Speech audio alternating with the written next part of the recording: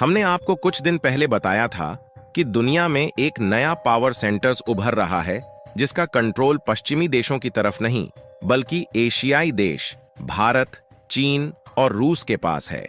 क्योंकि देखा जाए तो आज के समय में दो देशों के बीच का जो ज्यादातर इंटरनेशनल पेमेंट सिस्टम है उसका कंट्रोल अमेरिका और यूरोप के पास है, जो कि स्विफ्ट नेटवर्क के जरिए मैनेज किया जाता है।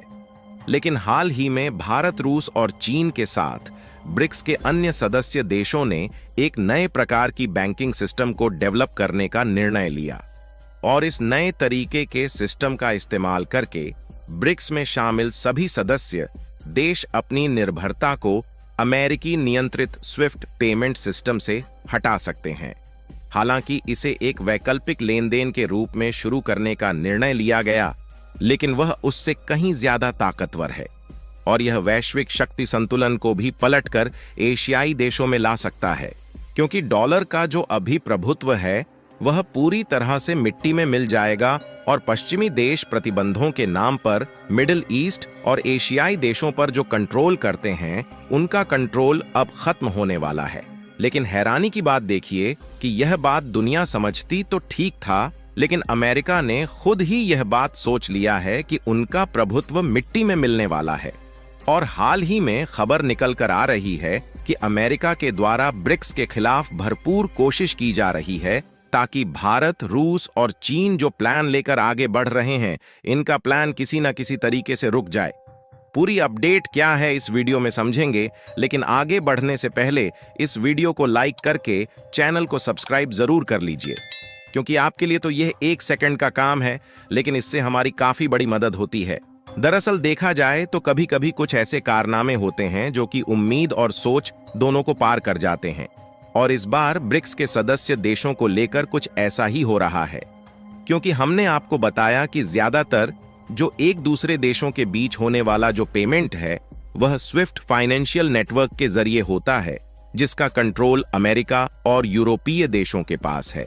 यानी कि इन देशों की बैंक और सरकारें दुनिया भर के लेन देन पर पूरी तरीके से नजर रख सकती हैं,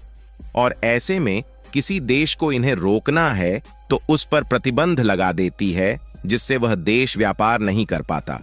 और आज के समय रूस, ईरान और अन्य कई देशों पर इसी तरीके के प्रतिबंध अमेरिका ने लगा रखे हैं,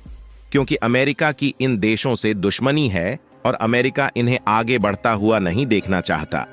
लेकिन इन दोनों देशों के चलते भारत और चीन की कंपनियां भी अमेरिकी प्रतिबंधों की चपेट में आ जाती हैं, जिससे भारत के व्यापार में इस समय काफी सारी दिक्कतें आ चुकी हैं। इसलिए ब्रिक्स के सभी देश एक ऐसा वैकल्पिक पेमेंट नेटवर्क चाहते हैं जिसके माध्यम से वह स्वतंत्र और सुरक्षित रूप से व्यापार कर सके, ताकि राजनीतिक और युद्ध से जुड़ी समस्याएं व्यापारिक रिश्तों में बाधा न बने। इंटरनेशनल पेमेंट सिस्टम के लिए नए विकल्प को जन्म देना इतना ज्यादा जरूरी हो गया है कि इसका अंदाजा आप इसी बात से लगा सकते हैं कि आज से ज्यादा दिन नहीं बल्कि कुछ चंद दिन पहले की ही बात है,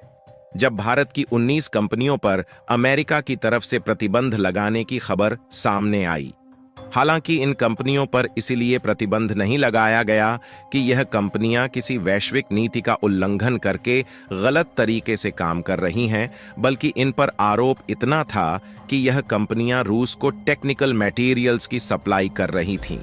यानी कि अमेरिका की रूस से दुश्मनी कहीं ना कहीं भारत की इकोनॉमी पर असर डाल रही है, क्योंकि इनमें से हर एक कंपनियों का अकेले रूस के साथ हर साल मिलियंस ऑफ डॉलर्स में व्यापार हो रहा था।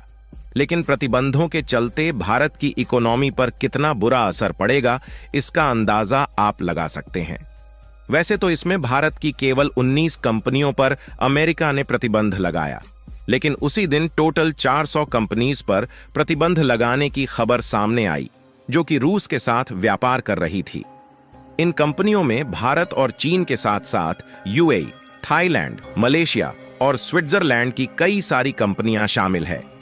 यानी कि कहने का मतलब यह है कि अमेरिका रूस पर प्रतिबंध लगाकर रूस को रोकना चाहता है ताकि वह यूक्रेन से युद्ध में हार जाए। हालांकि युद्ध में कौन जीतेगा, कौन हारेगा, यह बात अलग हो गई,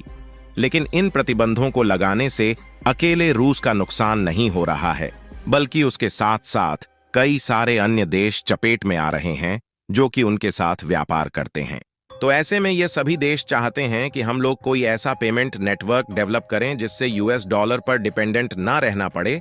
और हमारी जो संप्रभुता है वह केवल ब्रिक्स देश के कंट्रोल में रहे और कोई भी पश्चिमी देश हम लोगों के लेन देन का आकलन भी ना लगा सके, क्योंकि इस बार यूएस ने जो 19 कंपनियों पर प्रतिबंध लगाया था उसमें से ज्यादातर कंपनियों ने सीधा कह दिया है कि हम यूएस सैंक्शंस को किसी भी तरीके से नहीं मानते।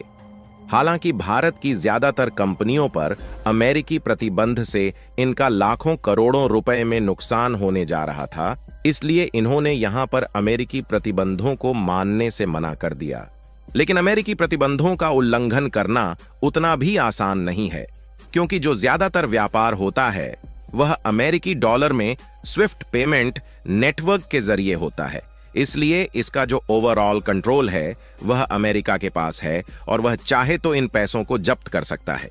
लेकिन भारत की यह कंपनियां रूस के साथ यूएस डॉलर में व्यापार नहीं कर रही थीं, बल्कि इसका जो पेमेंट है वह सीधा भारतीय रुपए में हो रहा था, क्योंकि जिन भारतीय रुपए को हमने रूस को कच्चा तेल खरीदने के लिए दिया था वही भारतीय रुपया रूस भारत को देकर टेक्निकल मटेरियल्स की सप्लाई ले रहा है। तो ऐसे में अमेरिका सैंक्शंस लगाए या फिर कितनी भी उछल कूद क्यों ना करें,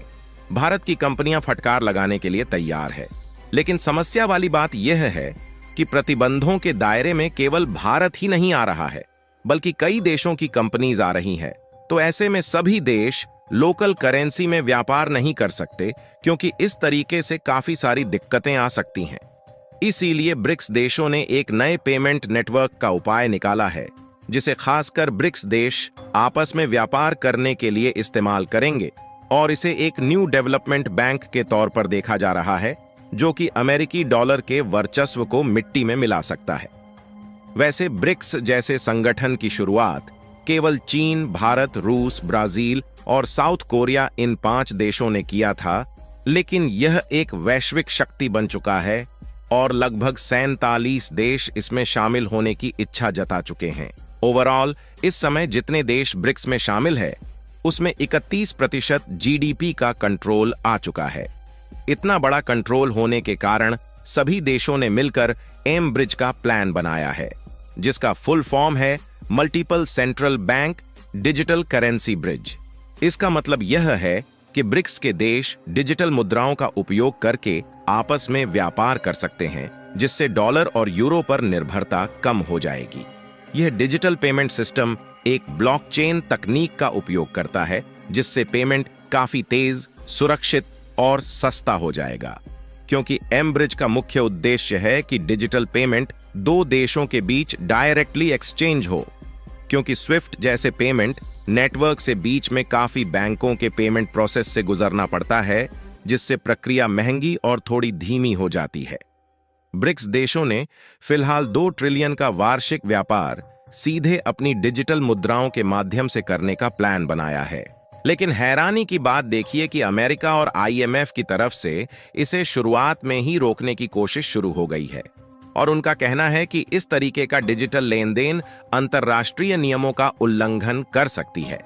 फिलहाल आप लोगों का इसके बारे में क्या सोचना है? इस तरीके का डिजिटल पेमेंट सिस्टम आना भविष्य के लिए ठीक है या नहीं? अपनी राय कमेंट में जरूर बताएं, और इस वीडियो को लाइक करके अपने मित्रों तक शेयर जरूर करें, ताकि उन्हें भी जानकारी मिल सके। इसी तरह और भी नॉलेजेबल वीडियो देखने के लिए चैनल को सब्सक्राइब करके बेल आइकन को ऑल पर जरूर सेलेक्ट करें।